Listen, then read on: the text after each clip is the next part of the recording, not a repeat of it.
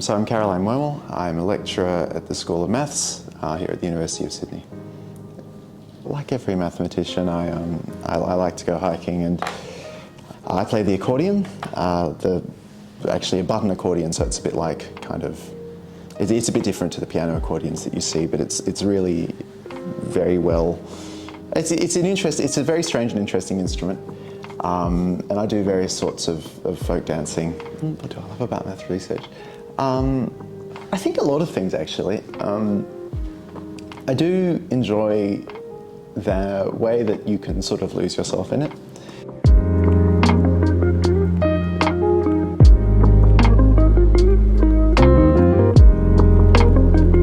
So a circle packing is you have a bit of space, a corner of your notebook or something like this, and you try and fill it up with circles. And so you just draw a bunch of circles, and maybe they can touch each other, but they can't overlap with each other, and you just try and fill the space with them, and maybe you keep going as far as you can, so you're drawing lots and lots of tiny ones.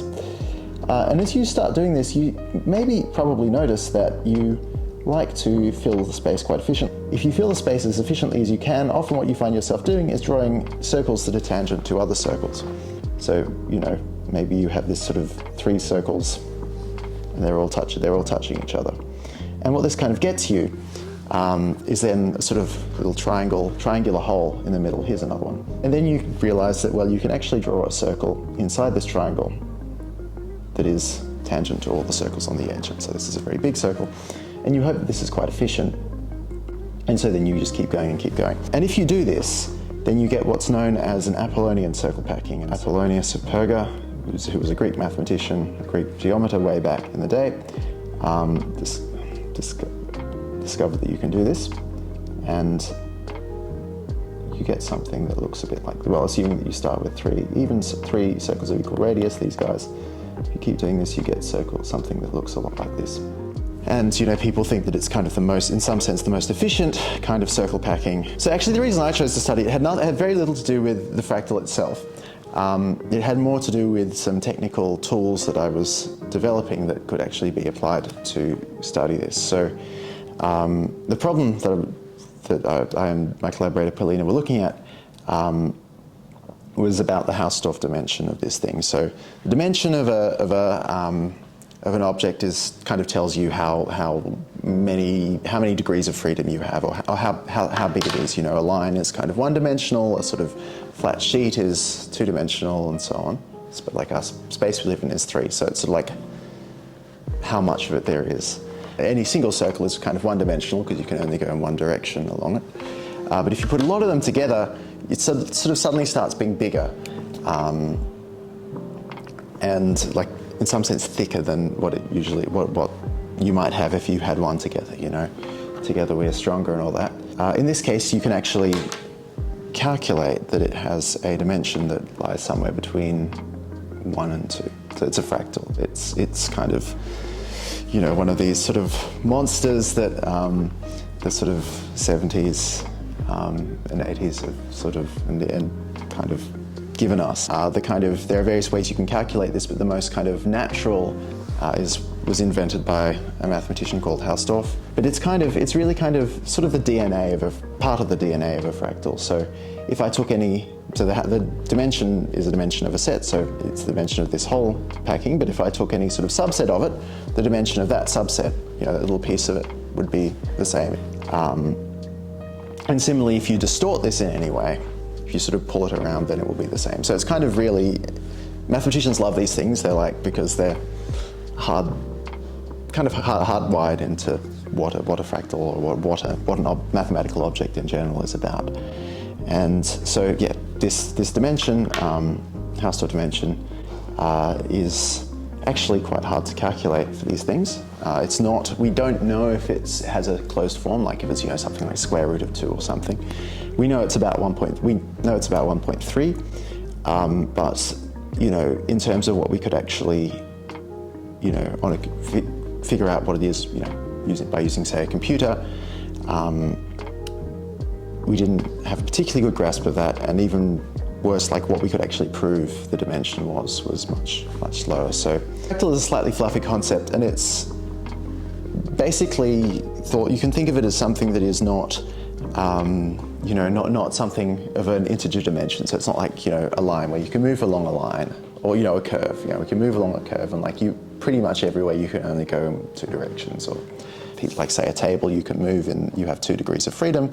You can move anywhere, and that's quite fixed. A fractal is something that's a bit rougher. So I guess it's hard to say what is 1.3 degrees of freedom or something. But you have, if you move along one of these circles, it will actually come into contact with an infinite number of circles. Another, I guess, property that fractals have tends to be that if you kind of keep zooming into a fractal, you keep seeing sort of kind of similar copies of itself. So this is this is a nice object. It has a lot of sort of nice structure to it. And there's actually a lot of kind of number theory work that's been going on around the Apollonian circle packing and the radii of the circles. So if you start off with a radius, like a integer packing, I think it's something like, if you start off with a circular radius, say 1/13th here, 1/14th, I think it is 1/17th.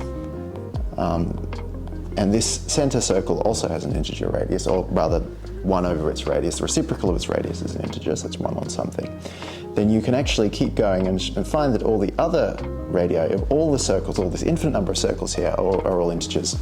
And there's been a lot of work by people, actually really in the last few years, on looking at what sets of numbers can be the radii.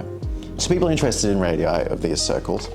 And the Hausdorff dimension actually also tells you about the distribution of the radii. So if you want to say the number of circles whose radius is bigger than 1 in 1,000, it is approximately 1,000 to the power of the Hausdorff dimension, which is 1.3 something. So it kind of regulates the distribution of circles, basically, of circle sizes. So I guess if you knew if you knew this very well, ideally through having a closed form, then it would, something like 1 on square root of 2, or I don't know, whatever, then, that will be very interesting. When you have a number that you want to figure out, you can often say, enter it, cook up some way that you think you could estimate this number. And of course, we deal with this on calculators all the time, right? You do a calculation and you look at, I don't know, whatever it is, 65 plus 31 divided by 7 plus 6 times 7 or something, and you end up with a number that often looks like, I don't know, 5.99999999994. And you know that this number should be 6, really, right? But because your calculator can only deal with things at like a finite precision, it only has a certain number of bits that you can use to store numbers.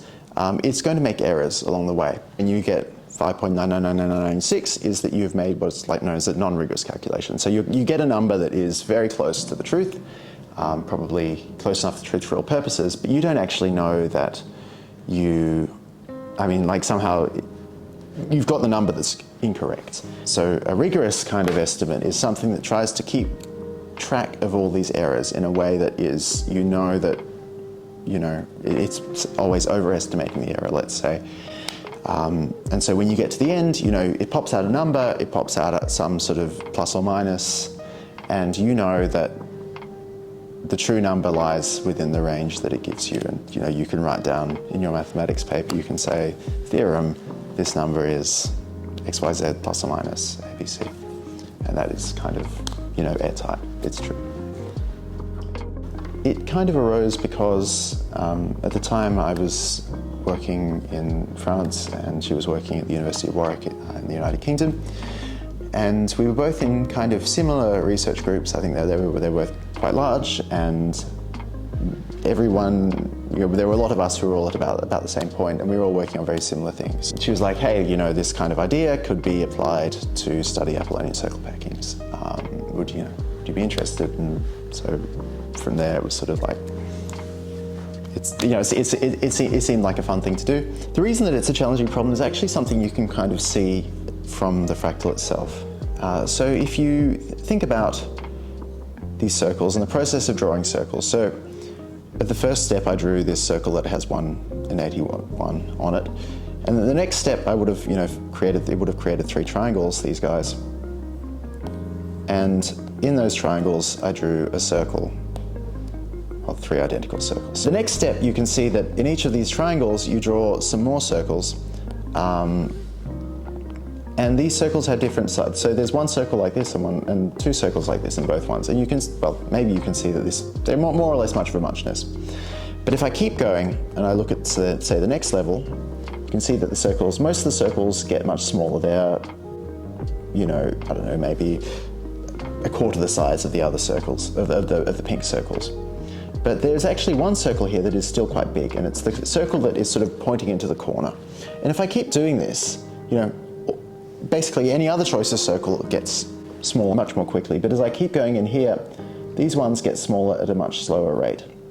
And so when I'm coming to, well, you can imagine when you're coming to count the number of circles bigger than a certain size, these ones have an outsized importance. If you're trying to count these circles based on some kind of hierarchical search pattern, which is not the way that we actually do it, you actually have to weight your, you know, the way that you count them towards going down into these corners. And the problem there really lies in the fact that these circles, the kind of computational problem, really lies in the fact that these circles decay very slowly, so you have to deal with a lot more circles than you really, or a lot more of something than you really want to, and you have to find an efficient way to deal with that.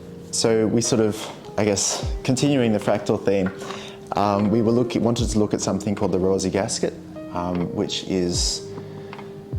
has some significance in terms of number theory and also in terms of ideas about shuffling bits of things around. And again, it's sort of one of these quite basic things, but it's actually a lot harder to deal with than the Apollonian gasket, because as well as being